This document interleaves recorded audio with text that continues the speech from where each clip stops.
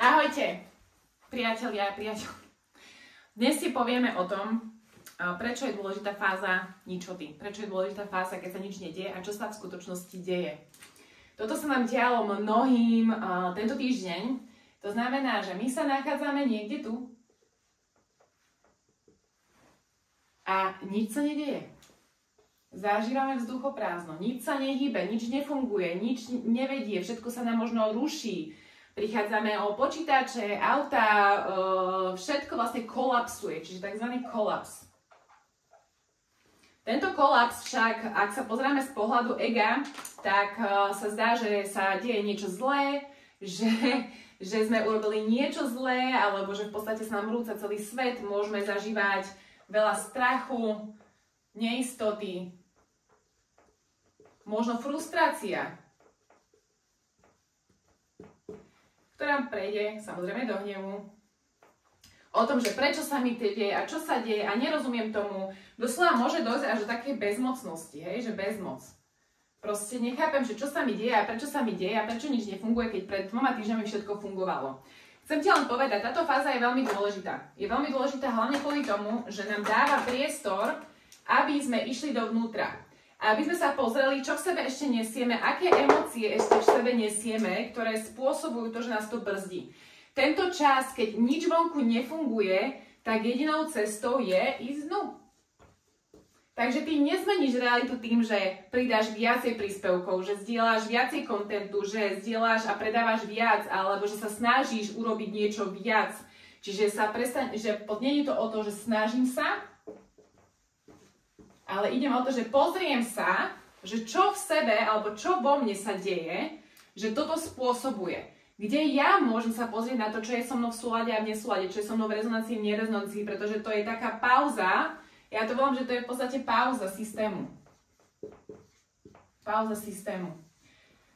V podstate náš systém sa zapauzuje hlavne kvôli tomu, že už ďalej nevie tvoriť z toho miesta, v ktorom sme boli. On už nevie, ten systém už nevie, tá duša už nechce tvoriť z tohto miesta, kde sme boli. Ona potrebuje tú pauzu na to, aby sme sa pozreli dovnútra a uvoľnili to, čo nám bráni a to, čo nie je už v súlade, už ďalej nemôžeme riešiť, už nemôžeme tvoriť, že čo môžeme my prepísať a zmeniť v sebe, čo môžeme už urobiť inak ako sme robili doteraz.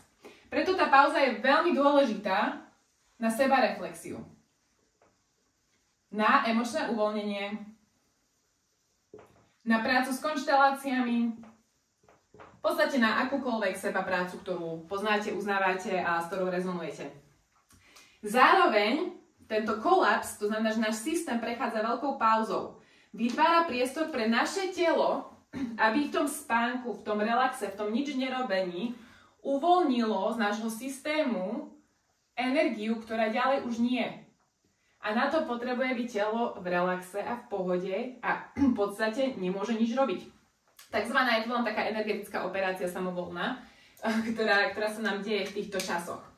Na druhej strane, okrem tohto tu celého, čo sa deje aj to, že zdroj alebo energie, kolektív sa prepisuje, mení. To znamená, že zdroj, kým ty si zapauzovaná na kávičke, to nazvem, tak ten zdroj pracuje za teba.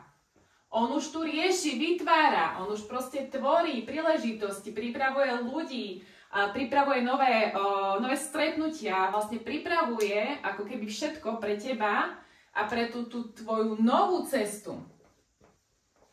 Tú novú verziu, ktorá ale sa musí dostať skrze to sem.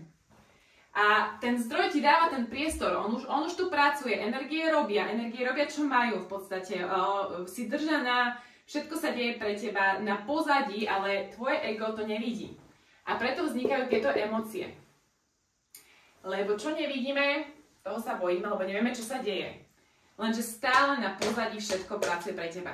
Zapamätaj si, všetko pracuje pre teba. Teraz otázka, ak ti prídu emócie v tomto období na povrch, je dôležité sa opýtať, kedy som sa takto cítila v môjom živote.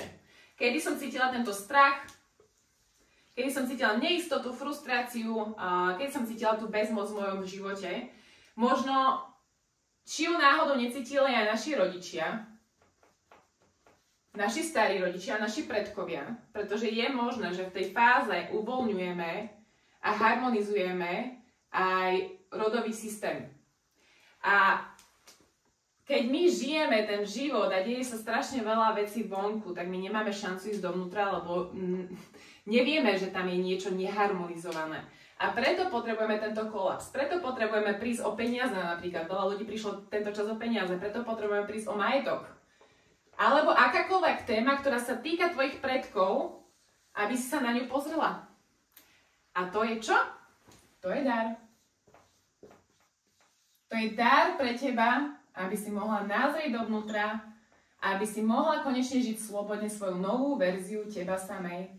Za podpory zdroja, ktorý tu vždy bol a bude, len čaká na teba, aby si sa pozrela dnu. Takže toľko. Milujem.